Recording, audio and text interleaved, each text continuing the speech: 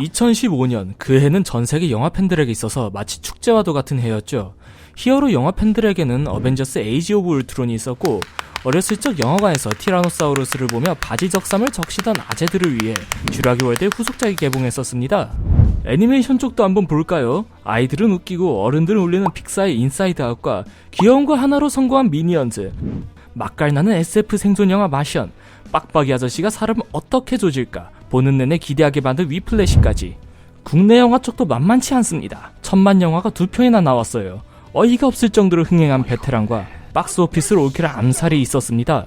2015년 다시는 오지 않을 것만 같은 영화계의 황금기였습니다. 그리고 그 황금의 2015년 007 스펙터, 분노의 질주 더 세븐, 테이큰3 등등 쟁쟁한 액션 영화들을 누르고 극장판을 크롬빛 아포칼립스풍으로 바꾼 영화가 있었습니다. 매드맥스 분노의 도로. 가족 영화를 만들던 노장이 스크린에 원기옥을 던졌습니다. 첫 제작 소식이 전해졌을 때는 잊혀진 시리즈를 부활시킨다고 흥행하겠느냐, 해피피트 만들던 할아버지가 액션 잘 만들겠냐, 이런 냉소적인 반응이 대부분이었죠. 하지만 트레일러가 공개되자 팬들은 이거 생각보다 기깔나네? 하면서 기대하기 시작했고, 영화가 개봉하자 객석에는 관객이 아닌 털난 워보이들만이 존재했습니다. 매드맥스 분노의 도로는 영화 전체 빈틈이 없으면서 액션의 구도도 완벽하고 무엇보다 영화를 관통하는 주제를 시각적 연출로 승화시키는 것에도 성공한 영화입니다. 유튜브 시작하고 첫 영상을 5년이나 지난 영화 분석하는 영상을 올리는 것엔 다 이유가 있습니다. 매드맥스 분노의 도로, 지금부터 제대로 해체하고 분석해보겠습니다. 영화의 캐릭터들부터 먼저 살펴볼까요? 주인공인 맥스 로카탄스키입니다. 주인공인데 영화 내에서 대사가 가장 적은 것 같더라고요.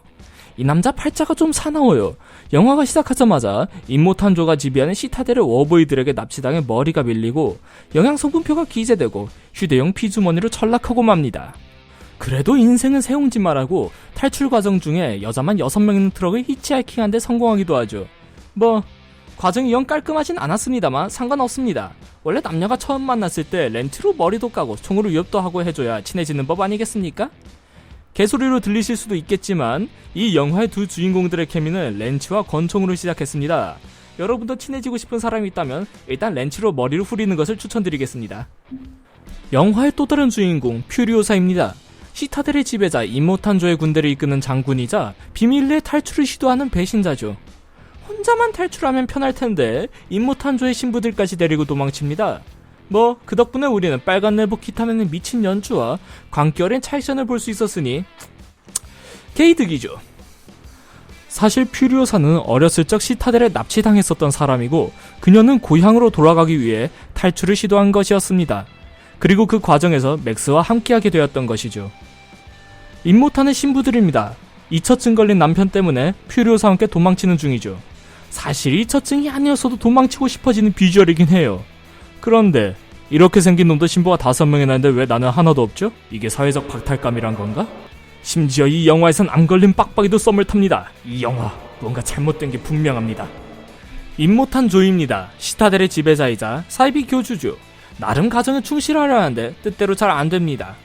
부하 직원들한테는 무한한 존경을 받는 보스지만 집에서는 소외된 가장, 그것이 임모탄 조의 진짜 모습이었습니다. X를 눌러 조이를 표하십시오. 눅스입니다. 암에 걸려 죽을 날만 기다리는 워보이죠. 어떻게든 분장으로 못생긴 척을 하려 하는데 분장이 원판을 가리지 못하네요. 이 새끼는 왜 영화를 찍을 때마다 자기 얼굴에 장난질을 칠까요? 제가 잘생긴 놈들이 싫어해서 이런 말 하는 게 맞습니다. 난 잘생긴 놈들이 싫어요. 심지어 잘생겼으면서 못생긴 척하는 놈들. 니들이 나처럼 생긴 인생을 알아? 심지어 얘는 이따구로 분장하고 상사의 부인과 불륜 드라마 찍는데 나는 등장인물들을 대충 훑어봤으니 영화가 우주명작이 된 이유를 자세히 살펴봅시다. 먼저 여러분들이 이 영화를 보실 때 주목하셔야 할 것은 바로 정교한 화면 구성, 액션 시퀀스 구성입니다. 초반부의 클라이맥스인 모래폭풍 돌입신을 보죠. 여러분들은 우선 가장 가까이 있는 맥스와 늑수가 탄 차에 시선이 고정되실 것입니다. 그리고 이 차가 점점 멀어지면서 더 넓은 원경이 보이고 양옆에 배치된 거대한 폭풍과 그 사이에 놓인 퓨리오사의 트럭이 보일 것입니다. 거대한 폭풍 사이에 가장 밝은 공간을 만들어 거기에 배치된 트럭은 자연스럽게 관객의 시선을 집중시키죠. 전 이 모래폭풍신을 도대체 어떻게 마무리할까 궁금했습니다. 웅장하고 격렬하여 초반부의 하이라이트라고 할 수 있는 장면이기 때문이죠. 감독은 정말 멋지게 마무리 지었습니다. 우선 눅스와 맥스가 탄 차가 부서지면서 광계를 향해 날아옵니다.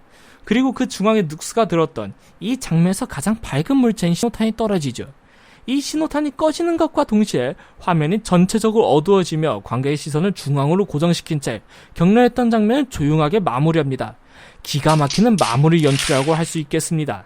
이 외에도 트럭 밑에 사각형의 프레임을 만들어 멀리서 오는 맥스를 강조하여 위협적인 느낌을 연출하거나 좁은 공간 안에 인물을 배치하여 강조시키고 그 위에 그 인물의 입장을 대변하는 글을 써 관객들에게 저 인물이 누구인지, 저 인물이 어떤 입장에 있는 인물인지 한 방에 각인시킵니다.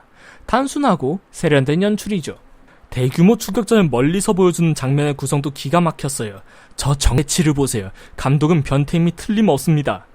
대각선을 질주한 트럭을 뒤따라 삼각형 코신을 만들어 도망치는 트럭에 자연스럽게 시선이 집중되게 합니다. 영화 후반부의 장대 액션 장면을 통해 대폭발을 연출하는 방식도 봅시다. 중앙에서 큰 폭발이 일어나고 장대를 탄 맥스가 왼쪽에서부터 올라옵니다. 맥스가 왼쪽에서 중앙으로 오면서 관객은 자연스럽게 중앙에 거대한 폭발에 집중하게 됩니다. 그리고 오른쪽으로 사라지며 교묘한 관객 시선을 다시 환기해주는군요. 이것이 바로 강렬하지만 눈깔이 피곤하지 않은 정교하게 설계된 폭발 장면입니다. 오브제 활용도 굉장히 훌륭했어요. 대표적인 것이 바로 씨앗이죠. 이 영화에 씨앗이 처음 언급되는 장면입니다. 총알을 씨앗에 비유하는군요. 그리고 씨앗이 두 번째로 언급되는 장면을 보시죠. 퓨리오사의 고향 출신인 노파는 가방에 씨앗을 가지고 다니면서 기회가 될 때마다 땅에 진짜 씨앗을 심는다고 합니다. 즉, 진짜 씨앗은 희망을 뜻하는 오브제인 거죠. 그리고 진짜 씨앗이 땅에 뿌리 내려 죽음의 씨앗으로부터 맥스 일행을 지켜줍니다. 감독은 이 씨앗과 나무라는 존재를 이용해 황폐해진 세상에서 인간을 지탱하는 것은 포기하지 않고 뿌리내린 희망이라고 말하고 싶은 것이 아닐까 싶습니다. 이제 이 영화의 전체적인 스토리 서사를 살펴보죠. 이 영화의 이야기적 서사는 수평선에서 시작하여 수평선에서 끝납니다. 영화는 수평선 앞에 고개 숙인 맥스의 모습에서부터 시작됩니다. 그는 끊임없이 자신이 지키지 못했던 사람들의 망령에 시달리고 그런 과거로부터 도망치는 인물입니다. 이번에는 자신을 쫓아오는 워보이들에게서 도망치기 위해 수평선을 향해 나아갑니다. 그에게는 삶의 목적이 없습니다. 오직 그에게 남은 생존 본능에 따라 목적도 희망도 없이 이 황무지를 떠돌 뿐이죠. 그는 입마개를 한 채 강제로 피가 뽑히는 피주머니 신세가 됩니다. 이후 퓨리오사 일행의 트럭을 탈취한 뒤 퓨리오사와의 협상 장면에서 그는 어떠한 조건에도 넘어가지 않지만 입마개를 풀어주겠다는 퓨리오사의 제안에 동행을 허락합니다. 그리고 그가 이 입마개를 푼 것은 처음으로 타인에게 도움을 줬을 때였죠. 아마도 이 입마개는 생존 본능만 남은 맥스가 스스로 선택한 주변 인물 또는 상황과의 차단을 표현하는 것이며 이 입마개를 푼 행위는 그가 이 차단을 조금이나마 풀었다는 것을 뜻합니다. 극의 후반부, 맥스는 영화의 시작과 달리 수평선을 똑바로 바라봅니다. 수평선, 그것은 평온과 포옹의 이미지이며 제 생각에 이 영화에서는 미지의 너머에 있을지도 모르는 희망을 뜻합니다. 영화가 시작할 때 희망 없는 삶을 사는 맥스는 수평선을 바라보지 않고 고개 숙이고 있죠. 심지어 그 수평선마저 분명하지 않고 흐릿한 상태입니다.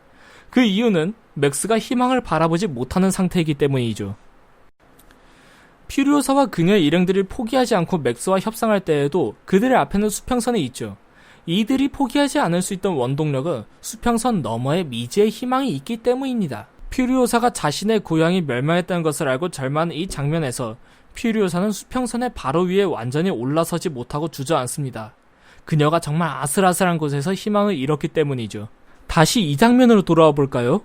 맥스는 수평선 너머의 미지의 희망을 향해 가는 이들과 함께하지 않습니다. 그는 그곳에 희망이 없는 것을 알기 때문이죠. 그렇게 그들을 버리려던 찰나 그를 지독하게 쫓던 망령이 다시 한번 그의 앞에 나타납니다.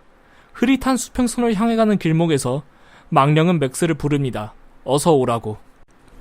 맥스는 희망 없는 수평선을 가로막습니다. 바로 이 장면에서 맥스는 비로소 구체화된 희망이 되어 퓨리오사 일행에게 다시 나타난 거죠. 맥스는 그들에게 말합니다. 돌아가자고. 이들이 도망쳐난 악몽과도 같은 장소였지만 맥스는 바로 그곳에 희망이 있다고 퓨리오사를 설득하죠. 결국 이들은 위험을 뚫고 시타델로 되돌아가는 길을 선택합니다. 그 과정에서 맥스는 자신을 괴롭히던 환영에게 구원받고 퓨리오사는 복수를 달성합니다. 발할라로의 문을 열기 위해 죽음을 향해 달리던 눅스는 사랑하는 이를 위해 문을 닫으며 그 생의 끝을 맞이합니다. 그리고 퓨리오사를 살리기 위해 맥스는 처음으로 자신의 이름을 말하면서 그녀에게 피를 나눠주죠. 맥스가 퓨리오사를 처음 만났을 때 그는 강제로 피가 뽑히는 피주머니 신세였습니다. 퓨리오사에게 스스로 피를 나눠줌으로써 맥스가 드디어 진실된 자유를 되찾았다고 볼 수 있겠습니다. 이 모든 여정의 끝에 시타델에서 희망을 찾은 퓨리오사는 드디어 민중들과 함께 올라섭니다. 수평선 위로. 맥스는 수평선 아래로 다시 내려왔습니다. 이곳이 자신의 희망이라고 판단하지 않은 걸까요? 아니면 다시 누군가의 희망이 되기 위해 방랑자의 길을 택한 걸까요? 또는 자신의 희망을 찾아 어딘가로 돌아가는 걸까요? 판단은 여러분의 몫입니다. 맥스는 민중 속으로 사라지고 영화는 수평선이 위로 올라오면서 끝납니다.